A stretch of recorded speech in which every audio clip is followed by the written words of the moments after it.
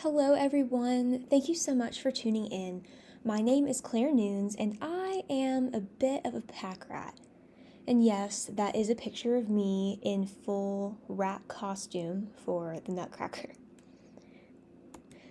As a kid, I would stash gum wrappers, birthday cards, stickers, and lunchbox notes scribbled on napkins.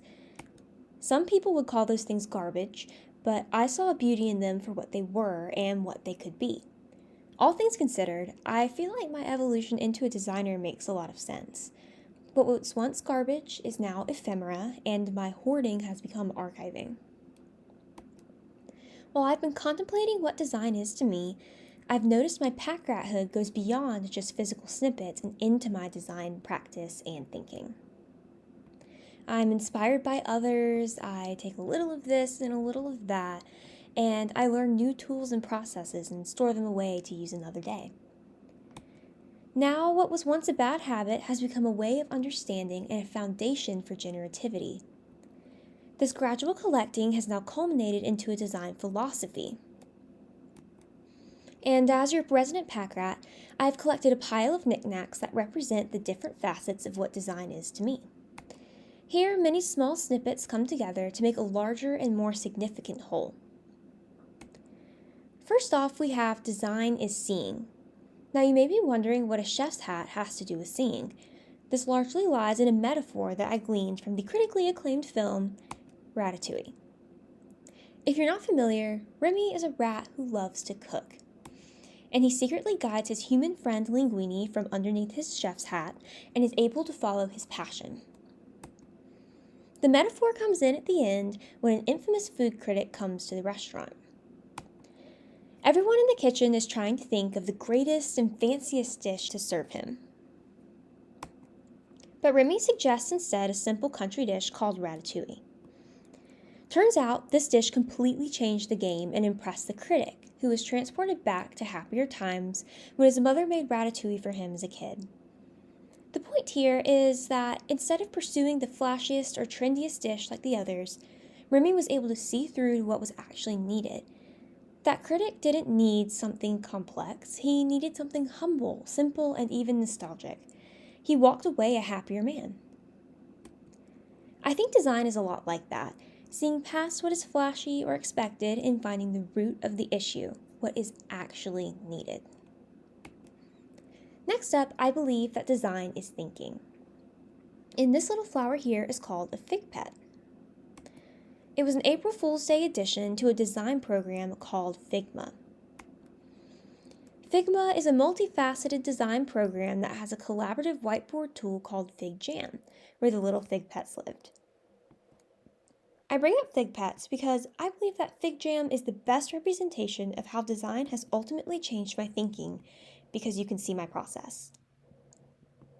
My thought processes tend to be chaotic and difficult to navigate, so when I was introduced to design thinking, I was given the framework that radically changed what I'm capable of. Design is careful and methodical thinking that has room for sparks of inspiration and spontaneity. These Fig Jam boards are a testament to that. Design is also curiosity. Here I have a little rabbit. It's pretty cute, but it holds a deeper meaning. I found that design requires a potent sense of curiosity. I've always been a woman of many interests. From dance to cosmetology to culinary arts to bowmanship, I wanted to do it all. Design demands us to be curious. Design pushes me to fall down the rabbit hole and dig up new information. As I explore these tunnels of knowledge, I learn more about my audience, client, and the culture surrounding what I'm designing for. All of this is fueled in one way or another by curiosity. I find that the best design is work that we find captivating ourselves, so being curious is fundamental to the design process. My next knickknack is one of the coolest books I've ever read. This book is called Way of Kings, and it's the first book in a series called The Stormlight Archives. Brandon Sanderson, the author, may be the most thorough author I have ever read.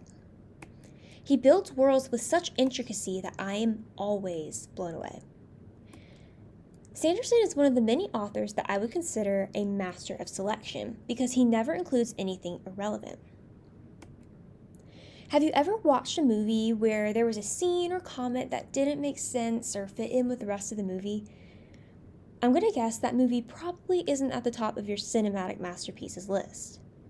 I found that to be true with these films here.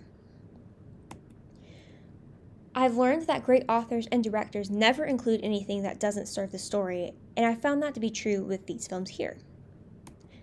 This is the way I look at design. Nothing should ever be selected if it doesn't support the concept. All this decision making can be exhausting, but it's the secret sauce behind my best design work. Now this picture is of my great-grandparents, Joe and Francis. These guys represent how design is preservation. I got the opportunity this semester to dive into some family history and document it. I learned about their adventures like moving to DC to sing in a choir and living in Peru. And I got to play a part in making sure those stories are not forgotten. I believe that design has a tendency to archive things, whether it means to or not.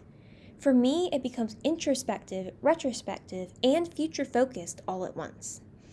Everything I design is in some way capturing a reality and solidifying it in a digital or print form. As I research, record, and create, I'm writing a diary of my experience as a human. Sometimes that looks like recording my family history, and sometimes that means creating Western streetwear subscription boxes. It captures the world I live in now, as well as remembering where I came from. In addition to preservation, design is also restoration. These little pictures here are actually crayon stickers.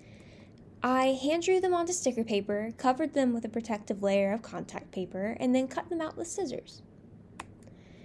This process felt to my brain the way it feels to rest in the Lord. It's restorative. These stickers allowed me to unwind from high expectations and digital tools and sink into the freedom of creating without boundaries. It was grounding. I believe that design is a creative process that should be rooted in generation and not depletion. When I apply design in a healthy way, a way that glorifies the Lord, it brings joy and healing in addition to being useful. When I have the opportunity to make something because I'm drawn to it, it brings restoration. Now this item is a sparkly Steamboat Willie figurine that my uncle gave me as a high school graduation present. I've added him to my pile because, to me, he represents the magic of design. Through narrative, intentionality, and resourcefulness, design can create feelings and transport people somewhere else. Imagineers, a collection of designers who work for Disney, inspire me a lot. They are always designing large-scale, tangible experiences that evoke joy, nostalgia, excitement, and even contentment. Designing collaboratively to bring so many people a positive and memorable experience feels pretty magical to me, and it's something I aspire to do. Looking back on this strange assortment of items, what does all of this mean? It means that I haven't changed, really. I'm still that kid who tucks away morsels for later. But now, instead of just gum wrappers and napkins, it's information and inspiration. It's purpose and a higher calling. These statements of what design has become for me are my proverbial sticks, leaves, and tidbits that I have tucked into my little nest. Each nugget of my perspective outlines a new facet of how design has shaped who I am today.